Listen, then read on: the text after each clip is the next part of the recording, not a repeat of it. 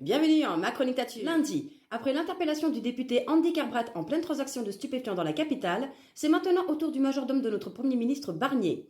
En effet, son majordome a été interpellé avec plus de 50 grammes de cocaïne sur lui. C'est ballot, surtout quand on sait que le gouvernement vient justement de présenter son plan contre le narcotrafic. Mardi, Yael Braun-Pivet, vous savez, la nana qui a des trous de mémoire quand il faut faire sa déclaration d'intérêt et de patrimoine. Si, la nana qui a été réélue président de l'Assemblée nationale avec des bulletins en trop quand son parti se prend une tollée lors des élections législatives.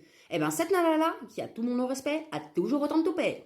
Mal accueillie lors de sa venue à l'université Lyon 3, elle estime qu'il faut dialoguer avec le gouvernement et dit qu'il est dommageable que certains préfèrent l'invective plutôt que le dialogue. Oui, mais on parle bien de ce gouvernement qui entrave le droit de manifester, qui va jusqu'à éborgner des manifestants, qui use de manipulation médiatique et de censure, qui balance des 49.3 à tout va. Oui, on va dialoguer bien sûr, c'est pas comme si ça servait à rien, hein. Ah bah si en fait. Mercredi, nos députés ont déposé une proposition de résolution visant à lever les restrictions concernant l'utilisation des armes livrées à l'Ukraine, dont nos missiles longue portée. En effet, le gouvernement ukrainien multiplie les demandes à l'ensemble des pays qui lui ont livré des armes de l'autoriser à frapper des cibles militaires en Russie. Et ces députés-là sont d'accord. Ils sont d'accord pour lever les restrictions d'utilisation des armes pour que l'Ukraine puisse utiliser les missiles français contre la Russie. Oui, ces députés-là.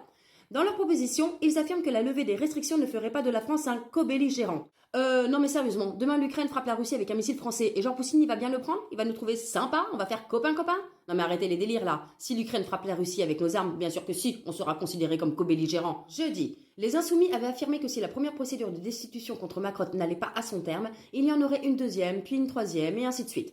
3 semaines après l'arrêt de la première procédure, le parti LFI a donc annoncé le lancement d'une seconde procédure pour le 28 novembre.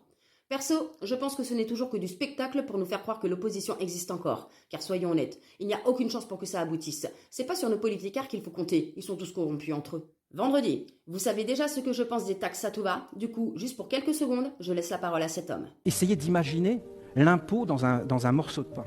Le chiffre, vous ne pouvez pas le dire. Puisque le blé a été acheté, a été taxé. Vous vous rendez compte? Le paysan, il a été acheté du blé pour ensemencer son champ, ça a été taxé. Le champ a été taxé. L'essence, le camion qui a livré le blé a été taxé. L'essence a été taxée. Le chauffeur qui est dans le camion, le fait qu'il conduise le camion, il est taxé pour conduire le camion. Le fait d'avoir le permis de conduire est taxé. Le fait d'être assuré est taxé. Le camion est taxé, les pneus sont taxés. L'essence, boum, est surtaxée. La terre sur laquelle il marche est taxée. Le fait de semer le blé, lui, de conduire le tracteur était taxé, c'est-à-dire il travaille, donc il doit payer des taxes pour avoir l'autorisation de rentrer dans son tracteur. Et si quelqu'un est venu l'aider, lui donner un coup de main, il doit être déclaré et taxé. Samedi, après Brigitte dans Emily in Paris, voici Attal dans Askip. Et oui, nous avions déjà Jean-Brigitte Macron qui a fait une apparition dans la saison 4 d'Emily in Paris, et nous avons maintenant Attal qui joue son propre rôle dans la série pour les jeunes Askip sur France Télévisions. Voilà. Sinon, pendant que nos politiciens jouent aux comédiens, il y a toujours 3,2 millions de personnes qui ne peuvent pas accéder à un logement décent, dont 300 000 personnes qui dorment sous les ponts, 12 millions de personnes en situation de précarité énergétique, 8 millions de personnes qui vivent dans un désert médical. Bon, j'arrête, et je vous mets quand même quelques secondes de l'épisode. Ils en ont de la chance, vos élèves. Moi, je mange pas aussi bien au ministère. Et comment vous rentrez dans votre budget? Alors, non, c'est-à-dire que là, c'était pour une occasion particulière. Oh là là, monsieur le ministre, ça va... Qu'est-ce que c'est que ça? Dimanche, une pensée pour les employés de Michelin qui perdent leur travail et à qui on dira de traverser la rue pour retrouver un emploi. Une pensée pour les dom-toms qui subissent encore plus l'inflation que nous et qui galèrent même pour avoir de l'eau. Une pensée pour les personnes qui se font remballer par le régulateur du SAMU, car faudrait surtout pas risquer d'encombrer les urgences maintenant que nos dirigeants ont détruit l'hôpital public.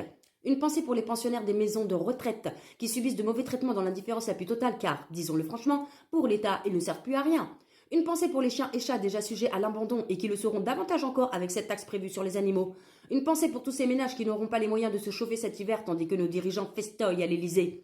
Une pensée pour ces enfants victimes d'harcèlement scolaire, de pédocriminalité, de placement abusif, mais aussi pour ces enfants à qui on a injecté plus de 10 vaccins dès les premières années de vie sans savoir l'impact que ça aura sur leur santé des années plus tard. Une pensée pour les propriétaires squattés qui se disent qu'ils auraient mieux fait de déloger eux-mêmes les squatteurs plutôt que de compter sur une justice injuste en France.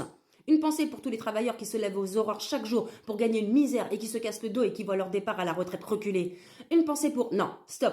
Est-ce qu'on pourrait s'arrêter de penser un peu et agir plutôt? Ça fait combien d'années qu'on pense la même chose, qu'on dénonce et qu'on revendique les mêmes choses? Combien d'années qu'on le manifeste pour rien? Avant, quand on manifestait, on nous accordait au moins des miettes, comme à de bons petits pigeons. Maintenant, on n'a plus rien, même plus de miettes, juste des amendes et GAV. Même les pigeons sont plus respectés que nous, là. D'ailleurs, parlant d'amendes, j'en ai encore une sur le dos pour participation à une manif interdite, qui n'était pourtant pas interdite. Bref, police partout, justice nulle part.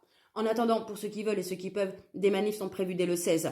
Mais si elles durent que quelques heures, le temps de marcher, chanter, je suis pas sûre que ça serve à grand chose. Il faut une vraie mobilisation nationale et qui dure.